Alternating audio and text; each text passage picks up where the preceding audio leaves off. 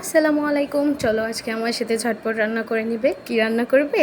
Broccoli আর আলু দিয়ে ভাজি, আর হচ্ছে গিয়ে তোমার টমেটো চাটনি। হ্যাঁ, টমেটো চাটনি। আজ প্রথমে আমি দুটো কড়াইতে, দুটো প্যানে, একটার ভিতরে তোমার দুটোর ভিতরে পেঁয়াজ, তারপরে মরিচ, তারপরে সামান্য জিরা, রসুন এগুলা দিয়ে ফ্রাই করে নিলাম, হালকা বাদামি রং করে নিয়ে তারপরে একটার ভিতরে মশলা যা যা লাগে, হলুদ, মরিচ, আদা, রসুন চাটনিতে, আর ভাজিটা একটু মনে করো যে ব্রকলিটা আর আলুটা দিয়ে দিয়েছি। এখন আমার টমেটোটা দিয়ে দিয়েছি, টমেটোটা দিয়ে তারপরে দুটোই একসাথে ঢেকে দিয়েছি।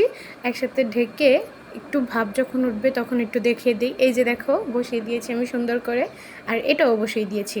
দু হাতে দুটো রান্না করেছি, দেখো তো কেমন হয়েছে। দুটোই আমার হয়ে গেছে তাড়াতাড়ি, খুব তাড়াতাড়ি হয়ে গেছে। সুন্দর হয়েছে না? দেখো, সুন্দর করে পরিবেশনও করে ফেলেছি। দুটোই সুন্দর হয়েছে। আল্লাহ হাফেজ।